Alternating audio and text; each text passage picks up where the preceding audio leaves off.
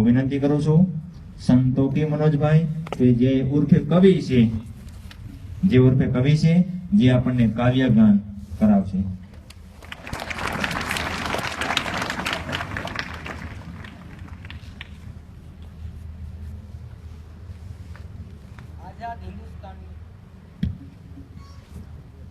આઝાદ હિન્દુસ્તાનના ગુલામ માનસિકતા ધરાવતા લોકોને ગણતંત્ર દિવસની શુભકામના.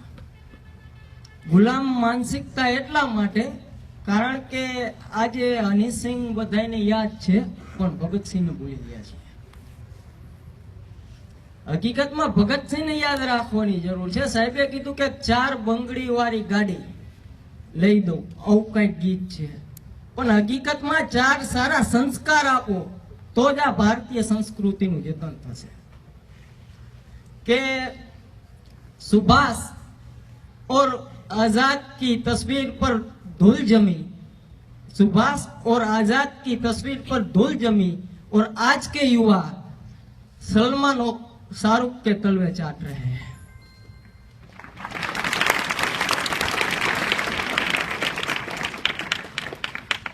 गणतंत्र दिवस છે મિત્રો, એના માટે તાજી 4 લાઈન લખી છે કે લોકશાહીની હત્યા કરી પ્રજાસત્તાક મનાવ્યો, લોકશાહીની હત્યા કરી પ્રજાસત્તાક મનાવ્યો, જાતિવાદના નારાએ પૂરા મારા ભારત દેશને જલાવ્યો. કે આ જાતિવાદના નારાએ મારા પૂરા ભારત દેશને જલાવ્યો. એક ખંડને ખંડ ખંડમાં વહેંચનારાઓ તમે શું જાણો? જે અત્યારે ધર્મની રાજનીતિઓ કરે છે, જે પોતાના મજહબની રાજનીતિઓ કરે છે, એને કહું છું કે એક ખંડને ખંડ ખંડમાં વહેંચનારાઓ તમે શું જાણો કે આ અખંડ ભારત તે વિરલાઓએ કઈ રીતે બનાવ્યો?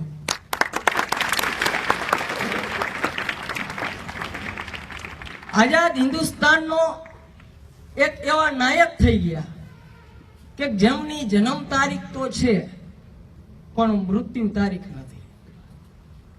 એવા આપણા नेताजी सुभाष चंद्र बोस, एनी ऊपरनी एक कविता के घोर अंधियार है उजास मांगता है देश, छाया पतझड़ मधु मांग मांगता है देश, कुर्बानियों का एहसास मांगता है देश, एक बार तेरे से सुभाष मांगता है देश, एक बार तेरे से सुभाष मांगता है देश.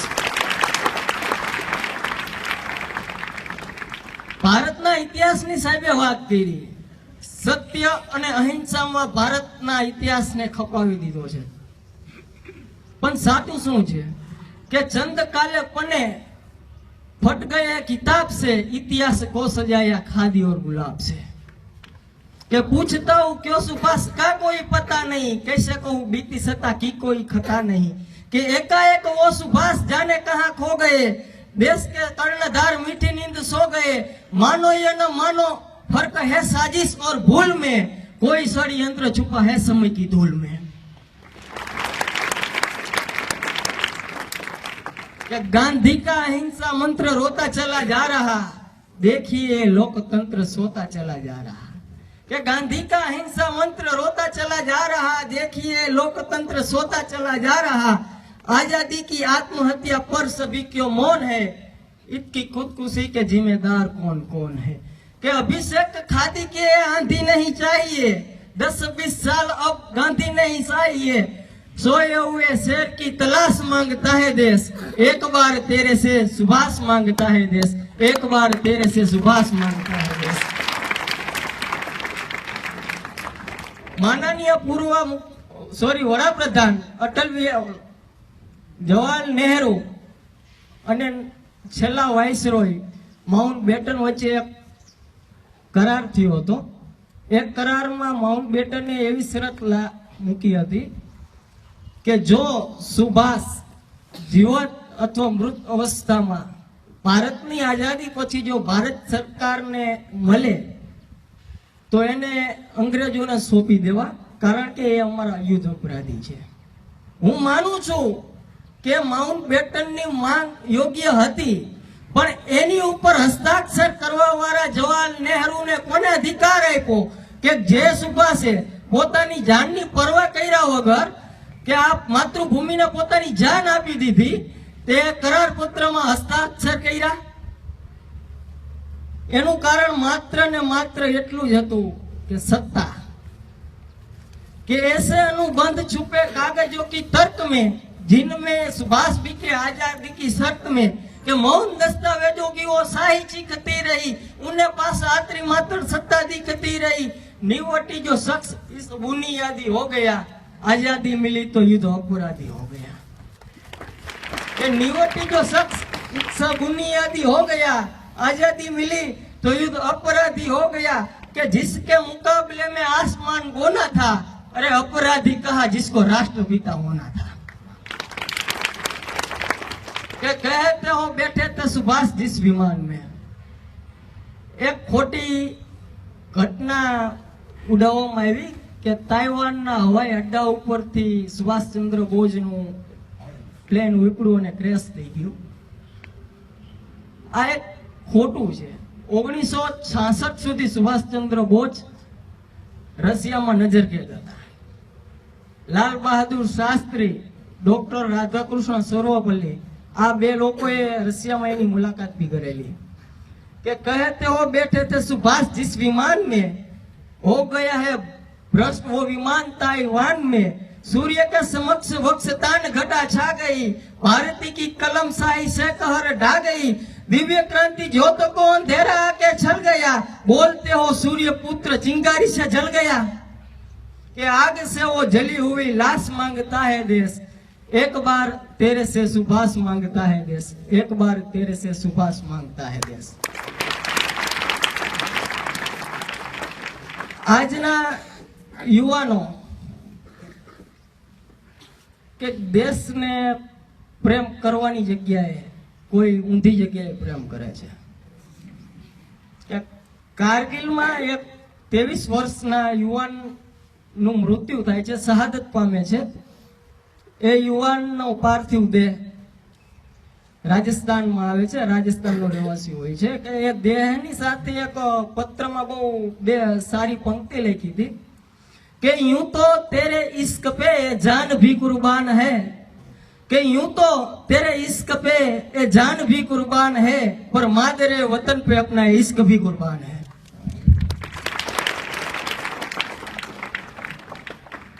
આ ધરતી જ્યાં આપણે બેઠા છીએ, આ ધરતી કેવી છે, આ ધરતીમાં કઈ કઈ ઘટનાઓ થઈ છે ભૂતકાળમાં, આપણા ઇતિહાસમાં, એની ઉપરની એક કવિતા છે કે ત્યાગ તપસ્યા તપોભૂમि का वासी पूछ रहा हूं मैं, કે डमरू की डमडम वाला कैलासी पूछ रहा हूं मैं, કે हंस हंस के चूमी वीरों ने वो फांसी पूछ रहा हूं मैं, हरिद्वार मथुरा वृंदावन काशी पूछ रहा हूं मैं, कि दुनिया जहां की सोच से आगे बढ़कर पूछ रहा हूं मैं, अंतर्द्वंद के विचारों से लड़कर पूछ रहा हूं मैं, इतिहासकार और सिंहासन से अटकर पूछ रहा हूं मैं, दहशत गर्दों की छाती पर चढ़कर पूछ रहा हूं मैं। કે મનમાં શું પ્રશ્ન થાય છે જ્યારે આજના યુવાનોને આ સ્થિતિમાં જોઈ છે, ત્યારે કે પૂર્વજો की वीरता के कितने इतिहास पढ़ा डाले। તમે ચોપડીમાં ભગતસિંહ, આઝાદ, સુભાષ જેવા વીરલાઓના ખાલી એક એક ફકરા જોયા હશે, જ્યારે મુગલ સામ્રાજ્યનું કે અંગ્રેજોનું પૂરા 6 પેજના પાઠ હોય છે। કે पूर्वजों की वीरता के कितने इतिहास पढ़ा डाले, सुन सुन आती हंसी मुझे इतने उपास पढ़ा डाले। मैंने इतिहासों के अंदर कितने कितने महान सुने, कई राणा महाराणा और कितने ही चौहान सुने। कि सूरज की सारी किरणें भारत से होकर जाती थी, सुना यहाँ सारी दुनिया आर्यव्रत कहलाती थी। कि संत महात्मा वीरों से ही मेरे देश का नाम रहा, कि संत महात्मा वीरों से ही मेरे देश का नाम रहा, फिर भी मेरा भारत क्यों 1200 वर्ष गुलाम रहा। कि यहाँ पन्ना से तरुणाई थी, फिर भी ये देश गुलाम रहा, इस देश में लक्ष्मीबाई थी, फिर भी ये देश गुलाम रहा। क्या चाणक्य की कूटनीति बिल्कुल भी काम नहीं आई, क्या गंगा सरयू जैसी नदियां रुद्र रूप ना दिखलाई। इतिहासों के पृष्ठों पर पृथ्वीराज मतवाला है, चेतक वाले राणा का एक कुंडल का माला है। कि दोनों हाथों से करमवती रानी तलवार चलाती थी, इज्जत हेतु रानी पद्मिनी अग्नि में जल जाती थी। भारत माता का सीना उस दिन खुशी से फूल गया, भारत माता का सीना उस दिन उससे भूल गया, 12 वर्ष का खुदीराम हंसकर फांसी पर झूल गया। जब 12 वर्ष का खुदीराम हंसकर फांसी पर झूल गया कि बच्चों ने बचपन दे डाला, बच्चों ने बचपन दे डाला, वीरों ने जवानी दी, दाग गुलामी कापी है जब माओ ने कुर्बानी दी, दाग गुलामी कापी है जब माओ ने कुर्बानी दी। कि शक संदेह नहीं मुझे, भारत बिल्कुल वीरों की धरती है, गंगा यमुना जैसी नदियां इसकी आरती करती है। कि इतिहासों में सच लिखा है राणा या चौहान हुए, घास फूस का देश बचाया कितने बड़े महान हुए। कि देखो भारत के नक्शे पर आज बारूदों के ढेर पड़े हैं, विपदाओं से क्या सीखा हम जहां खड़े हैं वहीं खड़े हैं। पाकिस्तान रोज आવીને ધમકાવી જાય, ચીન રોજ આવીને ધમકાવી જાય ને અમારા નમાલા નેતાઓ सूरज उगे ने एनी सामे सूर्य नमस्कार करता હોય છે। कि देखो भारत के नक्शे पर बारूदों के ढेर पड़े हैं, विपदाओं से क्या सीखा हम जहां खड़े हैं वहीं खड़े हैं। चंदन जैसी माटी को हम फिर से खतरे में डाल रहे हैं, आस्तीन के अंदर हम कितने सांपों को पाल रहे हैं। ना हारे हम दुश्मनों से, ना फांसी फंदों से हारे हैं, ना हारे हम दुश्मनों से, ना फांसी फंदों से हारे हैं, हम तो घोर अहिंसक घर के जयचंदों से हारे हैं।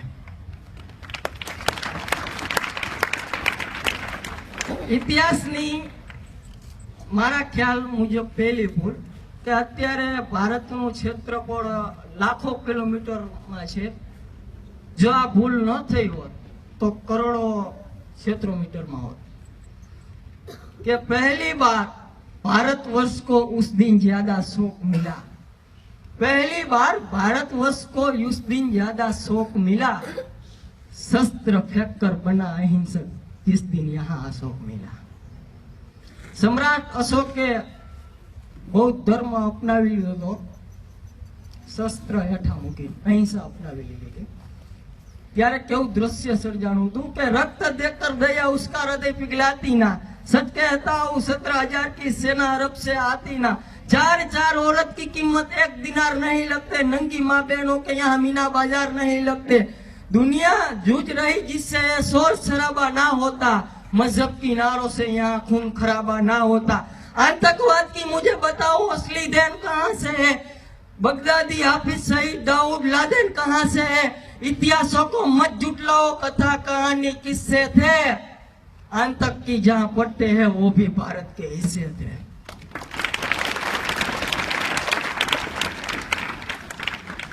हिंदुस्तान की धरती पर एक आरोप लगाऊं छू कि इस भीषण खून खराबे में दुनिया ने क्या क्या खोया है, ये प्रत्यक्ष ही आतंकवाद का भी हमने बोया है। कि हम विश्वगुरु थे, अपनी पहचान शू थी, આપણે શું હતા, આપણો ભૂતકાળ શું હતો। જ્યારે વિદેશના લોકોને કપડા પહેરવાનું પણ ભાન નહોતું, ત્યારે હિન્દુસ્તાનમાં રામ રાજ્યની સ્થાપના થઈ ગઈ। कि हम विश्वगुरु थे, विश्वगुरु वाला बलिदान दिखा